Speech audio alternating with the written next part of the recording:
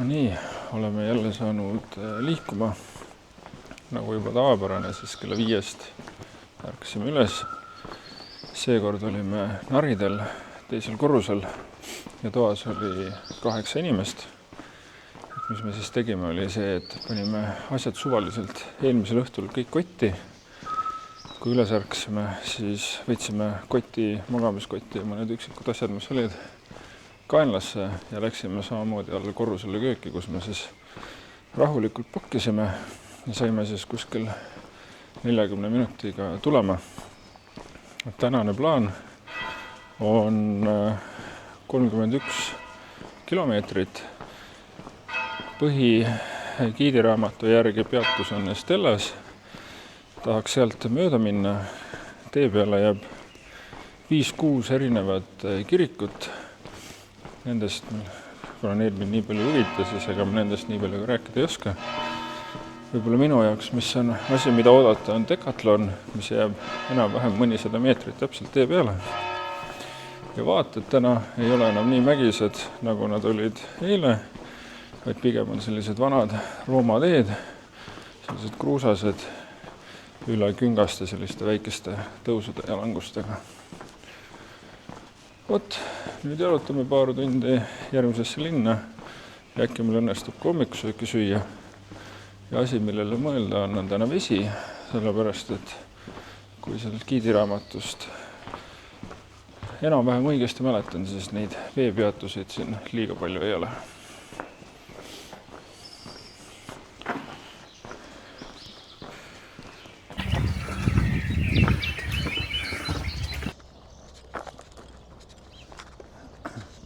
Ma arvan, et ei ole võimalik alustada väga palju varem kui meie, kui siis võib-olla mõni üksik, aga üldiselt oleme meie ikkagi esimesed, kes teel on.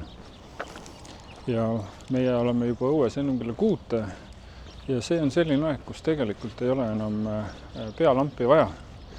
Ehk kogu selle aja vältel, mis ma siin olnud olen, on pealampi vaja läinud peamiselt hommikul ärgates, ehk et siis sellest magamistoast teisi häirimata näeks oma asju võtta ja saaks sealt veel kooserdada.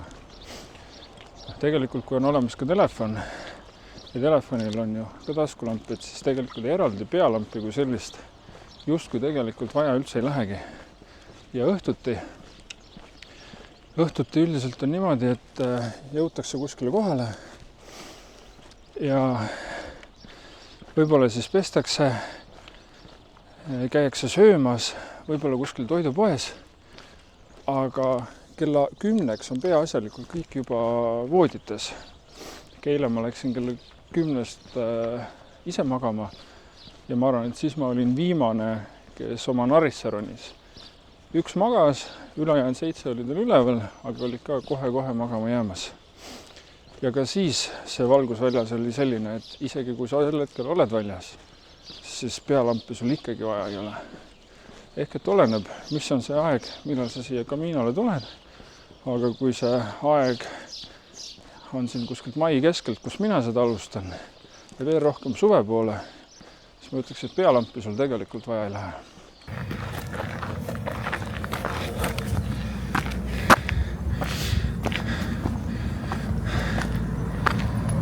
Eelmises linnakeses kohvikut ei olnud. Ehk meie järgmine kohvipeatus ja hommikusöögi võimalus on seal.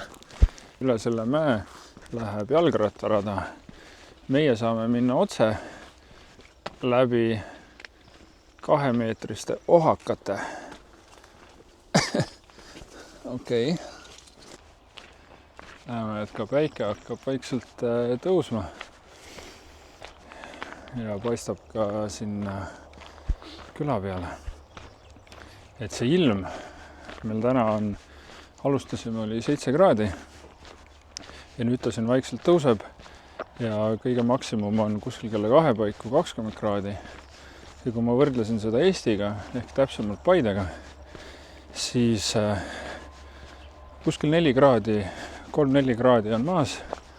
Paides oli hommikul 5 kraadi ja ilmaennustuse järgi kuskil 2 paiku piirdub 16 kraadiga. Kõik see vahe vähemasti täna ei ole nii suur. Ja siin me siis kõrval näeme ka viinamarja puid ja teisel pool on meil viljapõld ja siin on siis see Rooma-aegne nii-öelda tee ehk tõenäoliselt see ongi see vaade, mida me nüüd siin täna järgmised 16-18 kilomeetrit näeme.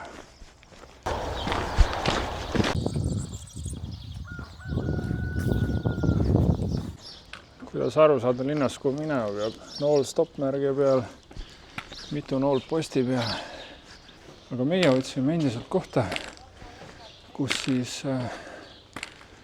hommikukohvi juua ja sooja pirukat saada.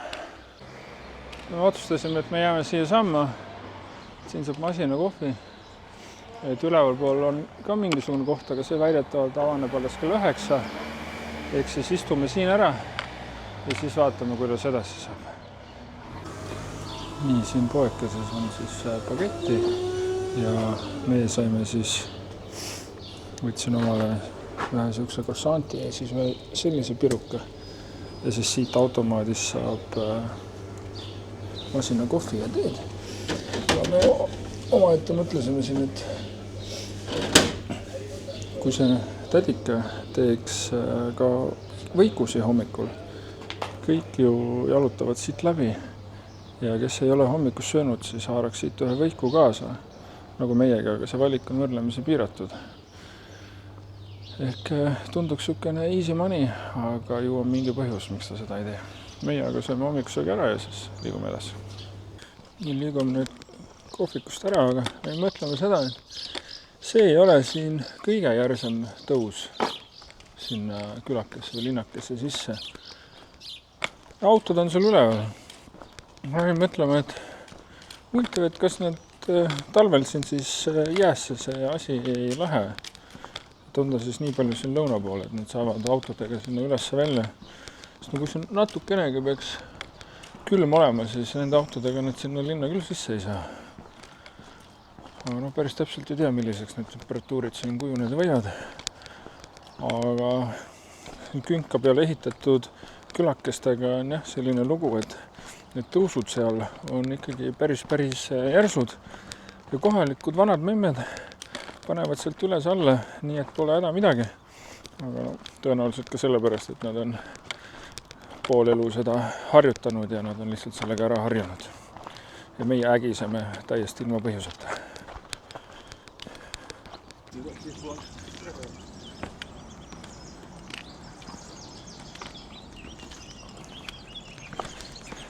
You can feel it in your knees.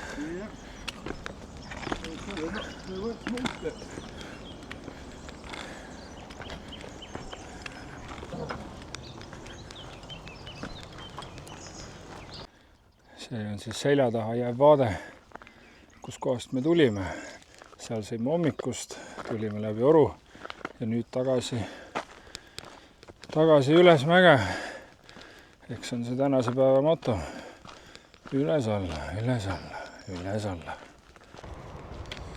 Suuresti tänane päev möödub selle suure maantee kõrval. Et ka selles gidiraamatus ütles, et on see teerajakene küll siin selline kruusane, aga pidevalt on kuulda selle kiirtee müra ja see vastab täiesti tõele. Me väga kaugele sellest teest ei ole tegelikult kordagi läinud ja see müra tõesti koostub ühel või teisel moel ka meieni kogu aeg. Ilmselt on tegemist võrdlemisi vana betoonist teega. Ja tõenäoliselt need vahed siin, et iga see on olnud eraldi selline tükk ja siis nad on sellisel moel siin järjestikku valatud. Ei teagi, kui vana see olla võib.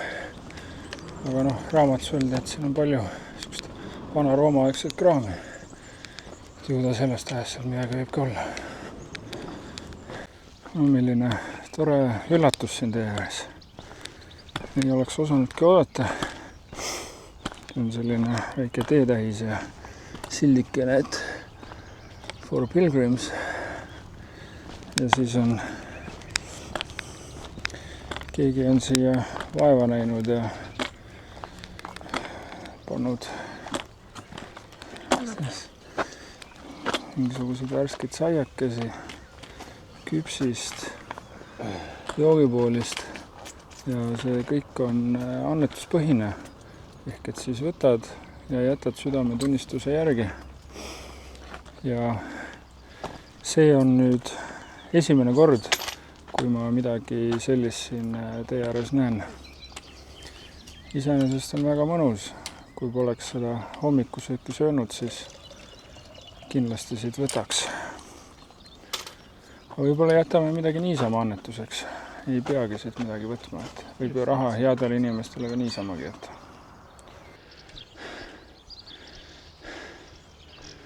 No nii. Jõudsime järgmisesse külakesse meie teel.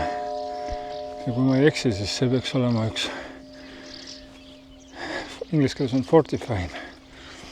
Ehk siis selline kiriku ja väiksema kindluse või müüri või kuidas neid asju nimetatakse vahepealset. Ehk et on midagi enamat kui lihtsalt kirik 13. sajandist.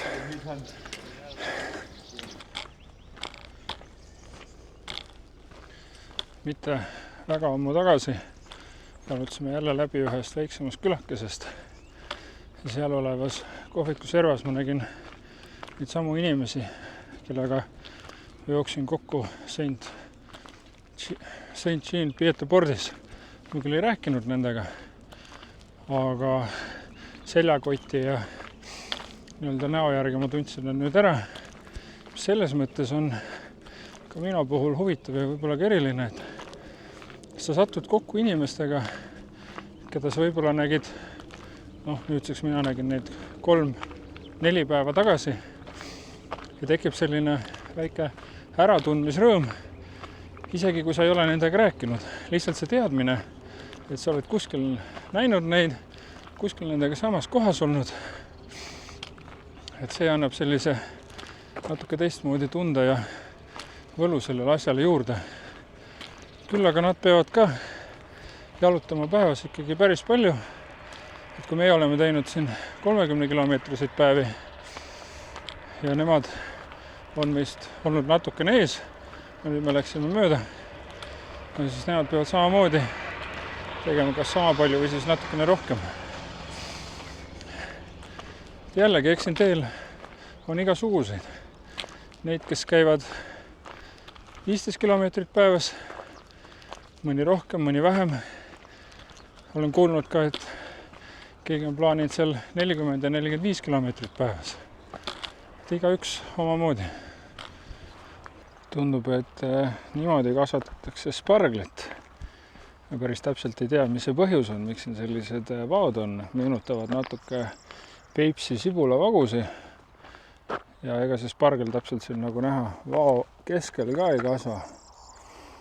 Tõenäoliselt see on tingitud mingisugusest hooldemasinast. Või äkki on kuidagi midagi sademetega seotud. Ei tea. Aga ma arvan, et see on esimene kord, kui ma näen, et sparglit kasvatatakse, sest ega meil Eestis ta ju sellisel moel ei kasva. Aga nüüd me oleme teel järgmisesse linna ja seal on meil plaanis siis teha väikene paus, sellepärast, et seal härrasmehel ees hakkab järjekordne vill tekkima, millega tuleb tegeleda. Ja tegelikult on niimoodi, et ega ma olen hommikust saati enda kannad ka natukene tulitavad. Ei teagi päris täpselt, kas sellest, et need on lihtsalt hellad või homme peaks proovima teistsuguseid sokke. Et ma olen 2 päeva kandu plaasterdanud. Teen seda ka siis igaks juhuks täna. Et proovime igatepidi neid ville ära hoida, sellepärast, et kui need juba tekivad, siis on juba hilja ja siis on juba väheke valus.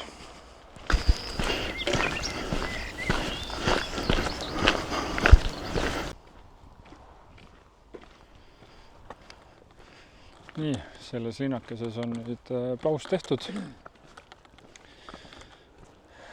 Oli alguses küll mõte, et me ei broneeri ette, aga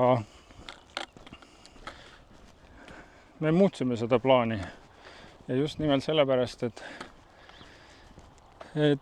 olda natukene seda meelerahu ja samas ei võta tükki küljest ära, sest eile õhtul koht, kus me küsisime, oli täis ja tegelikult paljud rääkisid, et said viimase koha ja üks hollandlane vist oli, rääkis, et tema proovis ja kõik kohad olid täis ja lõpuks pidi tegema 40 kilomeetrise päeva. Et lihtsalt, et vähendada seda stressi, see ettebroneerimine on väga lihtne. Võtad WhatsAppi Buen Camino äpis, võtad selle majutuse lahti, seal on WhatsAppi link, kirjutad, tere, kas teil on 1-2 vaba kohta, ja ütleb, on või ei ole, saadab siis selle lisakinnituse paberi peal, et nad hoiavad seda voodikohta kuni kella 3-ni, aga kui jõuad hiljem, siis ei ole hullu, lihtsalt kinnita ennem kella 3 veel korra üle, et sa ikkagi kindlasti oled tulemas ja siis on sul kindel voodikoht. Sest eile näiteks, mis juhtus, oli see, et selleks ajaks, kui me jõudsime, olid juba alumised narikohad kõik võetud ja me pidime siis magama ülemistes. No, milles ei ole iseenesest mitte midagi halba, aga kogu see ronimine, sealt välja tulek hommikul vara, asjade laotamine või sorteerimine teeb lihtsalt natukene keerulisemaks, et esimesel korrusel on ikkagi parem magada. Ehk siis jah, on teada, kuhu me täna läheme. Päeva pikkuseks tuleb 31 kilomeetrit, kopikatega natuke peale. Estellasse on 2, midagi kilomeetrit siit, käime läbi Decathlonist, ostan omale juurde 1 paari lühikesi pükse ja võib-olla mingisugused lisakinnitused, mis asju koti külge riputamiseks kergemaks teevad. Ja siis ei ole muud mitte midagi.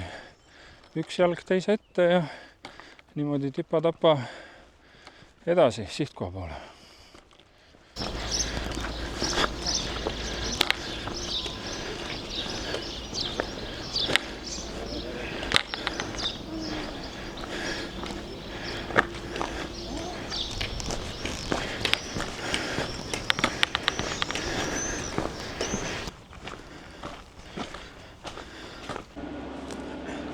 Meil on jalad juba sellest kõrgusesse ronimisest alused ja siis meil tekkis küsimus, et aga miks on vaja ehitada selline suure kaarega sild? Et miks ei võiks olla lamesild siit üle? Pole ju mingisuguseid suuri, kõrgeid purjeid või laevusid nagu läbi minemas, et nende pärast ei ole vaja ju sellist kaart ehitada.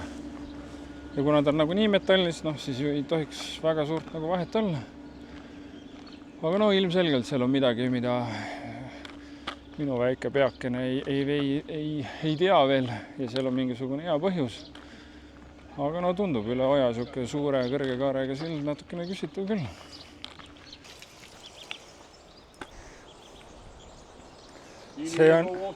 See on esimene päris veevõtu koht, mis näeb ka veevõtu koha moodi välja. Eelmised 4 päeva kõik need on sellised kahtlased toru moodi asjad, kus ei ole kindel, kas saab vett võtta või ei saa. Miks nad kõik sellised ei ole? See on ka siin Hispaanias täiesti tavapärane, et oleme sellises vanalinnas ja siis keegi kuivatab siin oma rõdu peal oma riideid.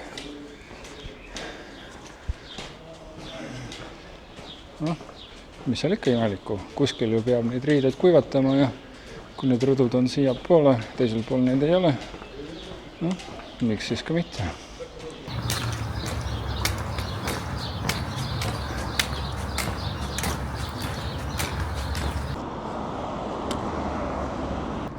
Ei näe ilmselt nii suur välja, nagu meil Eestis on, aga kunagi ei tea, milline ta seespoolt paistab.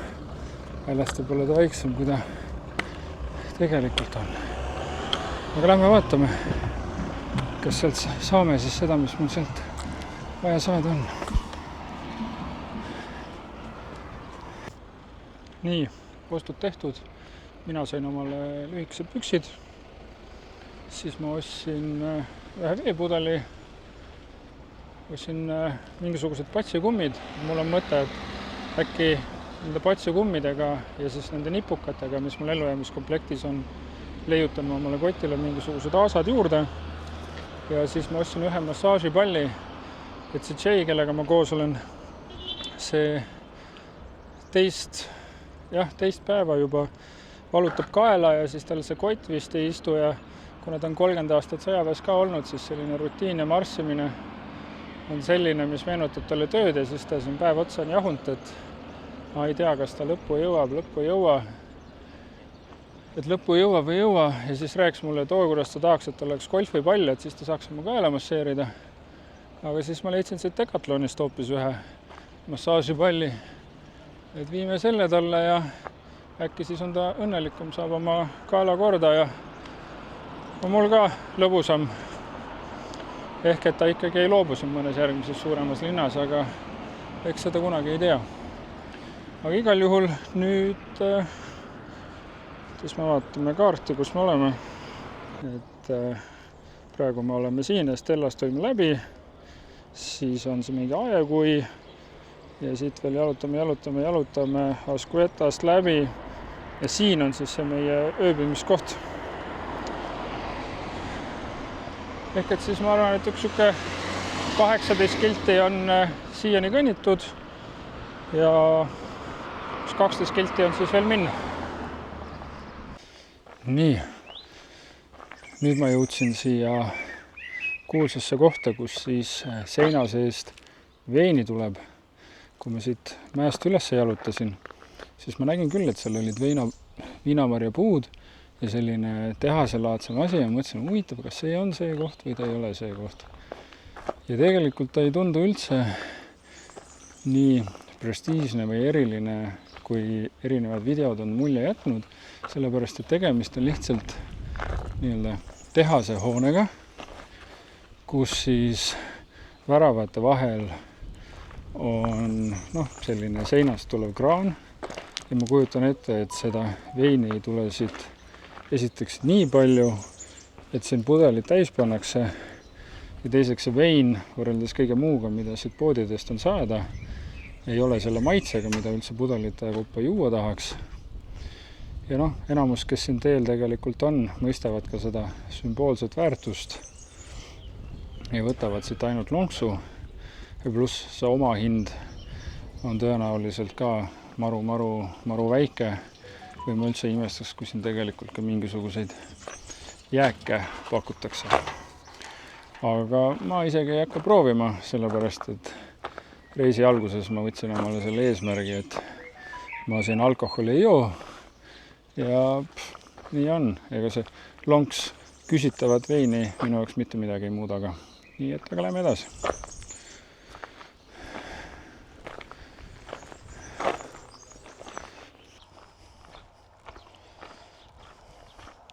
Veel üks asi, millele võib mõelda, kui seda Caminot teha, on see, et isegi kui leiad omale need inimesed, kellega ööbimiskohast ööbimiskohta käia ja muidu meeldib koos jalutada, siis tegelikult on hea mõte murda seda mustrit ja teha näiteks niimoodi, et lähete poole tee peal lahku või mingil hetkel lepite kokku, kus kohast uuesti kokku saate ja siis seda päevast otsa saab igaüks kõndida omas tempos. Ehk mis siis juhtus minul, on see, et see Jay, kellega ma koos olen olnud, meie teed läksid lahku sellel hetkel, kui mina läksin Decathloni, tema jalutas mööda rada edasi ja mina siis käisin poes ära ja hakkasin tulema järgi. Jalutasin peaaegu mööda, õigemini jõudsin järele ühele austraallasele, kellega me kohtusime varem ühes kohvikus, kus me jalgu tohterdasime, rääkisime mõne sõna juttu, aga kuna tema liikus nii aeglases tempos, et meile järgida ei oleks mitte kunagi jõudnud. Aga kuna mina käisin poes, siis see andis talle võimaluse rahulikus tempos minust mööda minna ja me jõudsin talle järgi ja me siis jäime rääkima. Kuna Jay on selline hästi kiire sammuga ja tahab kohale jõuda varem, siis temaga koos olles ei oleks ma kunagi seda tempot 2 korda rohkem allapoole võtnud ja jäänud rääkima. Sellepärast, et meie tempoga võrreldes oli see ikkagi väga-väga palju aeglasemal. Aga kuna meil reservatsioon on albergesse tehtud, me teame, kus me minema peame, siis minul tegelikult ei olnud probleemi seda aega võtta. Ja mis siis välja tuli, oli see, et Austraalias tarkvara insener, olnud isegi mingisugune direktor, kes siin kajab mingisugune tunnel. Nagu ikka graffitit täis. Ja on parasjagu ühe töö lõpetas ära ja nüüd mõtleb karjäärivahetusele. Ehk hakkab tegelema pronksi skulptuuride loomisega. Ja tal on mingisugune mentor, kes on teda juba seal natukene aega õpetanud. Ja siis ta proovibki oma karjääri täiesti muuta tarkvaraansusest kunstimaailma poole. Aga point, mis ma öelda tahan, on see, et oleks ma läinud koos Jay'ga, teinud seda 30 kilomeetrist kiiret marssi, ei oleks kunagi selle nimede peal algmälu nime enam ei mäleta. Selle tüübi juures aeglasmalt võtnud ja temaga rääkima jäänud. Ehk väga suur tõenäosus on, et igaüks leiab siin omale 1, 2, 3 teekaaslas, kellega meeldib kõige rohkem läbida ja koos seda retke teha. Aga minu soovitus on see, et mure seda mustrit ja ära kogu seda teed kõnni õlg-õla kõrval täpselt samade inimestega, sellepärast, et see tegelikult võtab sult ära võimaluse kohtuda järgmiste huvitavate inimestega. Vot selline pikk mõtteharjutus siia. No ja midagi teistsugust ka siia päeva lõppu. Ma olen sellest Jay'st, nagu ma ütlesin, omajagu maas, on üksi, endale väljakutseid meeldib seada. Siis ma mõtlesin, et aga miks mitte joosta selle 8 kilose kotiga nii kaua, kui ma talle järele jõuan. Pole ju paha mõte. Trenni peab tegema ja miks mitte jalutamisele natukene lisaks.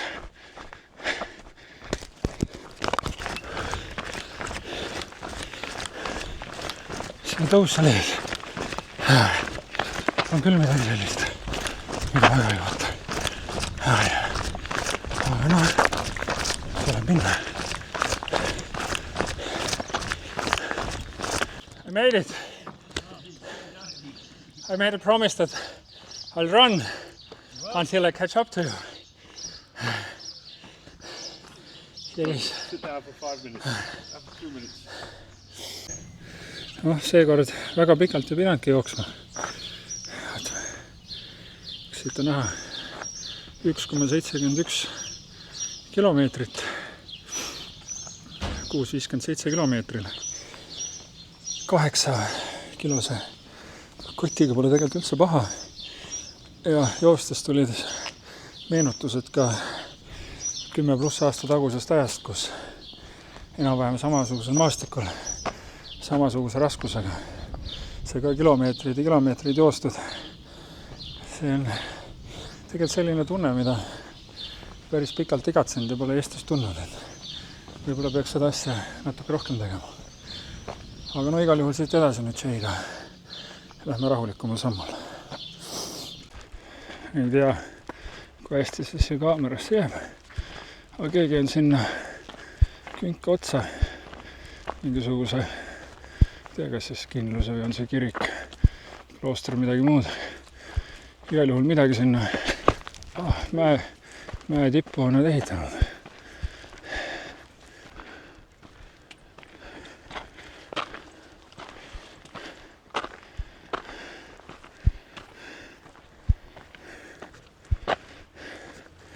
Ma arvan, et me peame minema sinna, kus see kirikutorn paistab. Õnneks tundub, et see tee sinna ülesse kuskilt ei lähe. Ehk lähme siit samast viinamarja kasvatuse kõrvalt niimoodi vaikselt. Ja siis kohe selle künka taga peakski juba olema.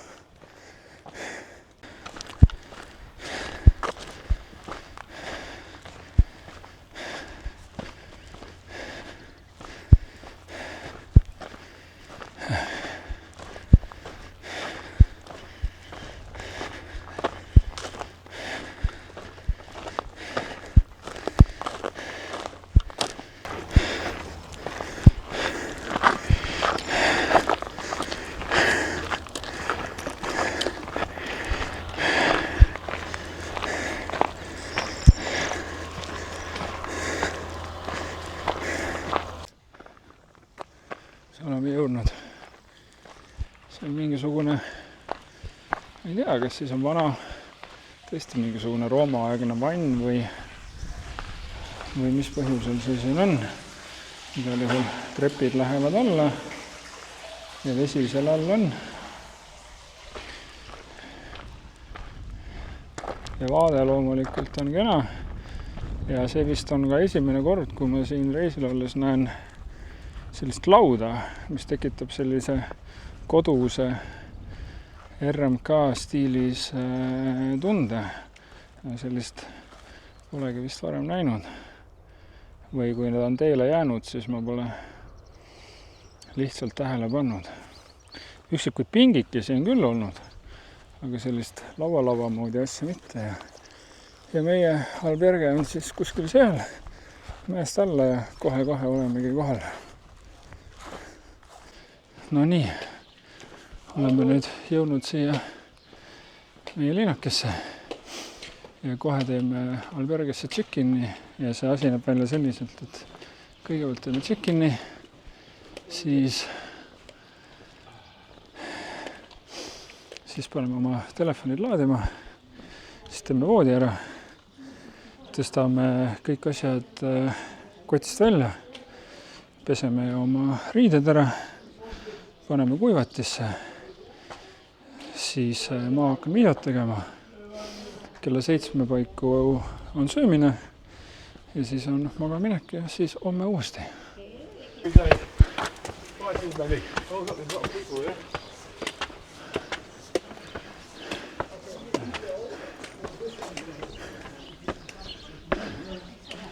Jah, see on meie koht. See alles kella 3 paiku avatakse. Jõuda oma check-in'i.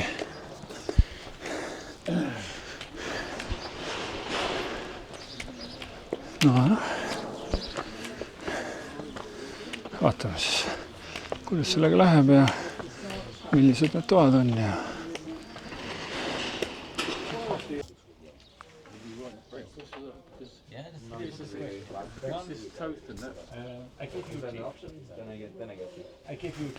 nii nende kahega, kes praegu on näha, siis me sattusime rääkima sellest sakslasest. Me jalutasime tee peal mööda ja ega sul vestluse alustamiseks ei olegi rohkem vaja teha, kui lihtsalt öelda, et joo, kuule, sa oled sina selle kaikaga, kellest me mööda jalutasime. Siis noogutab ja siis juba hakkab rääkima, et kus sa oled, kus sa tuled, kus sa lähed, nii edasi. Ja samamoodi siin meie lava vastas istus üks austraallane. Me võtsime siin istet ja täpselt samamoodi. Mida rohkem päeva edasi läheb, seda rohkem neid ühisemaid jututeemasi tekib. Et mitte ei ole ainult enam see, et kus sa tulid ja kus sa lähed, vaid kas sa nägid seda. Me rääkisime, et kuidas me nägime ühte ortoosiga hiinlast minemas üle Püreneede mäestike ja siis tema kohe, et ma nägin ühe jalaga ja proteesiga tüüpi, et kui trepist üles läks, nii edasi. Praktiliselt, kui inglise keelt räägid ja natukenegi suhelda tahad, siis istu täiesti suvalises kohas maha, ütle tere, kuidas sul läheb ja juba läheb jutu rääkimiseks. Et see on küll täiesti teistmoodi. Midagi, mida esimestel päevadel ja St. John Pietapordi suunas nii väga ei tundnud, aga loomulikult, mida päevad edasi, seda rohkem on kõigil seda ühiskogemust ja seetõttu ka ühiseid jututeemasi. Aga nüüd me oleme siin koha peal, teeme check-in'i, hea meel, et me selle reservatsiooni tegime. Ja siis, nii nagu ennem ütlesin, et see õhtu on juba planeeritud, paneme video kokku ja siis uus päev hakkab samamoodi. Hommikul üles ja tipa-tapa järgmise koha poole. Siit aga praeguseks tšau ja näeb siis järgmises videos.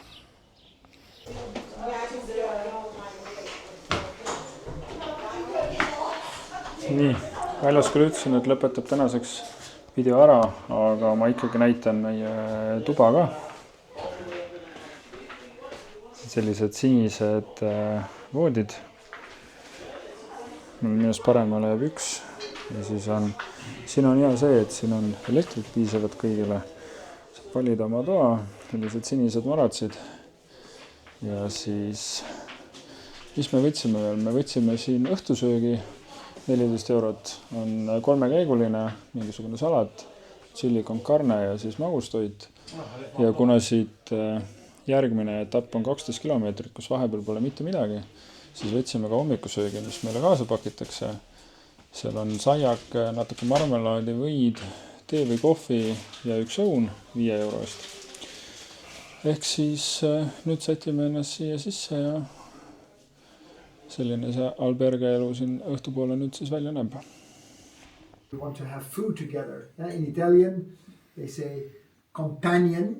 It's compane, with bread. So we have fellowship when we have food together. So I want to pray and speak God's blessing over this time. Not just the food. I trust they made wonderful food. But I also prayed in a spiritual sense to be connected. Yeah? So Holy Spirit, I pray that as we have food, we can truly see you in the other one. We can commune at the same time with you as we speak with one another. Father, that this may truly be a nourishing time, not just for our bodies, but also for our spirits. In the name of Jesus, amen. Amen. So, Corrie and Richard will provide and serve us with food. They will run around with wine and I'll do bread, stuff like that. Gaat Jan deze voor de laatste? Ja, is goed. And I'll bring this here with one, and I'll bring this one.